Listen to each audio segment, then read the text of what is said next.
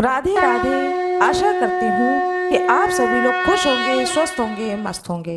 चैत्र मास कृष्ण पक्ष की पाप मोचनी एकादशी व्रत का महात्म्य एवं कथा को बड़े ही प्रेम और श्रद्धा पूर्वक सुने। एक समय की बात है, युधिष्ठिर जी ने पूछा भगवान श्री कृष्ण से, हे भगवान, फाल्गुन शुक्ल पक्ष की आमलकी एकादशी का महत्व मैंने सुना। अब चैत्र मास कृष्ण पक्ष की एकादशी का क्या नाम है, यह बताने की कृपा कीजिए। भगवान श्री कृष्ण कहते हैं, हे राजेंद्र, सुनो, मैं इस विषय में एक पाप नाशक उपाख्यान सुनाऊंगा, जिसे चक्रवर्ती नरेश मानधाता के पूछने पर महर्षि लोमस ने कहा था। मानधाता बोले, भगवान, मैं लोगों के हित की इच्छा से यह सुनना चाहता हूँ, यह जानना चाहता हूँ कि चैत्र मास के कृष्ण पक्ष में किस नाम की एकादशी होती है, उस एकादशी के व्रत की क्या विधि है और उस व्रत को करने से किस फल की प्राप्ति होती है। कृपया यह सब बातें विधि पूर्वक विस्तार पूर्वक बताएं। लोमस जी कहते हैं, हे नरश्रेष्ठ, पूर्व काल की बात है। अप्सराओं से सेवित चैत्र रथ नामक एक वन था, जहां गंधर्वों की कन्याएं अपने किंकरों के साथ बाजे बजाते हुए विहार करती हैं। मंजू घोषा नामक एक अप्सरा मुनिवर मेधावी को मोहित करने के लिए उस वन में गई।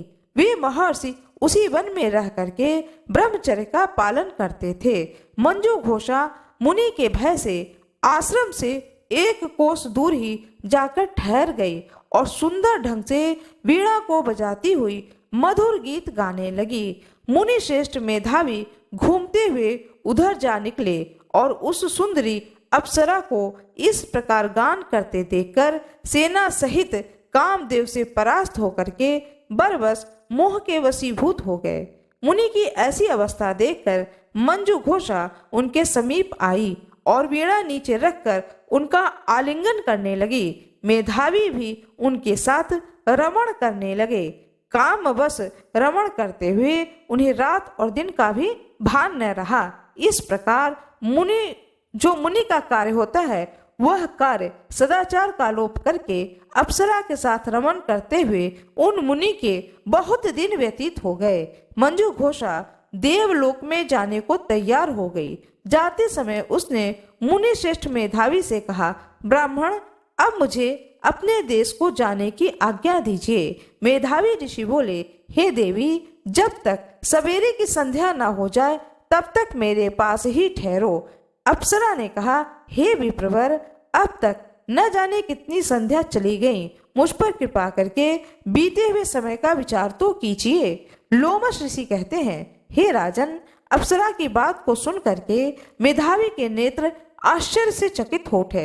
उस समय उन्होंने बीते हुए समय का हिसाब लगाया तो मालूम हुआ कि उनके साथ रहते 57 वर्ष बीत गए। उन्हें अपनी तपस्या का विनाश करने वाली जानकर मुनि को उस पर बड़ा ही क्रोध हुआ। उन्होंने शाप देते हुए कहा कि हे पापनी, तू पिशाची हो जाए। मुनि के शाप से दग्ध होकर के वह विनय से नतमस्तक होकर के बोली, हे विप्रवर, मेरे शाप का उद्धार कीजिए। 7 वाक्य बोलने या 7 पद साथ साथ चलने मात्र से ही सत्पुरुष के साथ मैत्री हो जाती है। हे ब्राह्मण, मैंने तो आपके साथ अनेक वर्ष व्यतीत किए हैं, अतः हे स्वामी, मुझ पर कृपा कीजिए। मुनि बोले, हे भद्रे, मेरी बात सुनो, यह शाप से उद्धार करने वाली है।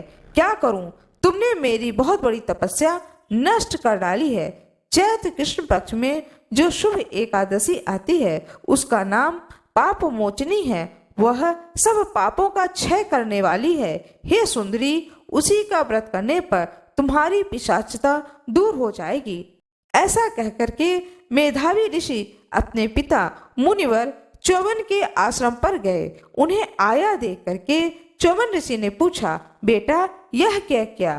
तुमने तो अपने सारे पुण्यों को नष्ट कर डाला। मेधावी बोले, पिताजी, मैंने अप्सरा के साथ रमण करने का पातक किया है। ऐसा कोई प्रायश्चित बताइए जिससे पाप का नाश हो जाए। चौवन ऋषि कहते हैं, बेटा, चैत्र पक्ष में जो पाप मोचनी एकादशी होती है उसका व्रत करने पर पाप रहित हो जाएगा, सारे पापों का विनाश हो जाएगा और तुम पाप रहित हो जाओगे। पिता के यह कथन सुनकर मेधावी ऋषि ने उस व्रत का अनुष्ठान किया। इससे उनका पाप नष्ट हो गया और वे पुनः तपस्या से परिपूर्ण हो गए। फिर उनके चेहरे पर वही तेज आ गया जो कि तपस्या करते समय उनके चेहरे पर तेज था।